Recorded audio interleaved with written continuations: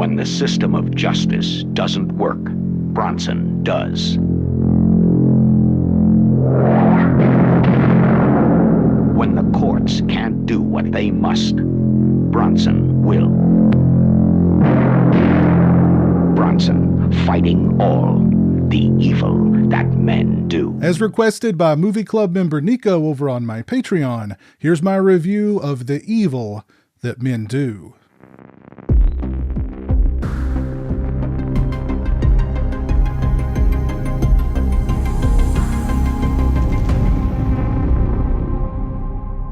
Charles Bronson plays Holland, a retired contract killer who now lives a quiet and secluded life in a beautiful tropical paradise.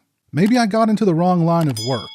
Enter the Doctor, a sadist whose specialty is teaching South American dictators the subtle nuances of torture. Unfortunately, the Doctor decides to use a reporter whose sin is honest journalism as a guinea pig for an exceptionally painful brand of torture that involves hooking electrodes to gonads. You see, this reporter was a good friend of Holland's, and Holland's not too happy to hear about his gonad electrocuted demise. Holland's retirement gets put on pause because there's killing to do, and nobody, and I mean nobody, kills him like Bronson. So The Evil That Men Do is not the best Charles Bronson movie that I've ever seen. As a matter of fact, there really isn't a whole lot going on in this movie, and what little that is going on is pretty standard fare. Yes, Bronson's mere presence elevates the movie, and if you're a hardcore Bronson fan like myself, there's still plenty here to admire. For instance, Bronson and his female companion. I'm not sure of any other way to describe her, but I'll get into her. I was going to say I'll get into her deeper later, but I'll discuss her more in depth a little later. Anyway, Bronson and his companion decide to have a drink at a seedy South American bar in order to gather intel on the Doctor and his cronies. It's not long before a very large man decides to lay claim to Bronson's date. How does Bronson sort out this little misunderstanding? By grabbing the guy's junk with both hands and wrenching his testicles into powder. The very large gentleman then sees the error of his ways. Another interesting moment occurs shortly after when Bronson and his companion pose as a swinging couple in order to entice the Doctor's bodyguard, chief of security, whatever he is, back to their place, so Bronson can throw a knife into his throat. For the most part, The Evil That Men Do is your standard revenge movie. Bronson carves his way through the Doctor's men while steadily working his way up the ladder to the Doctor himself. It's all competently done, although there is quite a bit of filler. The movie's directed by J. Lee Thompson, who directed Bronson in 6 movies, including Messenger of Death, Death Wish 4, and 10 to Midnight. Thompson also directed the 1981 slasher, Happy Birthday to Me.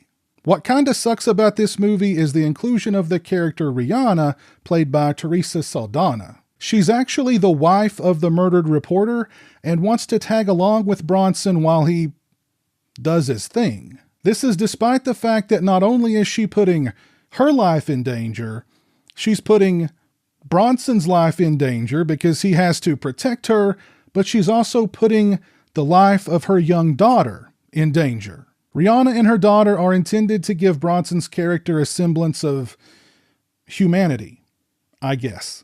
You know, despite his prior work as a contract killer in which he most likely killed a lot of people, most of them were probably innocent people, he's still an okay guy because there's a scene of him playing on the beach with this little girl.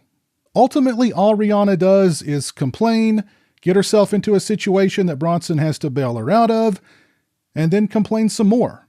If the character had been better written or significantly scaled down, then maybe it could have worked. Maybe, but probably not. The Evil That Men Do does go out with quite a bang. No, not an explosion, but a sequence that's reminiscent of Todd Browning's Freaks. Some may consider it a bit of a letdown that Bronson isn't more directly involved in the Doctor's demise, but it's a far more poetic and satisfying demise. On a side note, while filming The Evil That Men Do in Mexico, Bronson took a shine to a young orphan boy. Bronson made sure that the boy got his choice of food from catering every day, and none of the other cast and crew were allowed to eat until the little boy got his fill first. Bronson was a legit tough guy, but he also had a heart. I can only recommend The Evil That Men Do to the most hardcore Charles Bronson fans. But are there any other kind of Charles Bronson fans? Huge shout out to Movie Club member Nico for recommending that I review The Evil That Men Do. Thank you for your review request, and thank you for being a patron. I appreciate your support. If there's a movie that you'd like to see me review, follow the link in the description or head over to patreon.com/pizowell and join the movie club today. As a Patreon supporter, you'll also get early access to videos, have a say in what content appears on my channel, have the opportunity to join me for monthly patron-only live streams, and a lot more. If you've seen The Evil That Men Do, let me know your thoughts on the film down in the comments section below. Also, let me know what your favorite non-Death Wish Charles Bronson film is down in the comments section below also. If you like this video, please leave it a thumbs up and share it on social media. If you're not following me on social media, those links are in the description. As always, thanks so much for watching. I really appreciate it. Take care, and until next time, peace. Thank you to all my patrons and channel members. I appreciate your generosity and support of my channel. Become a patron today and have a say in what content appears on my channel. Join me for monthly live streams and much more. Become a channel member today and get access to exclusive badges and emotes to use when I stream. Both those links are in the description.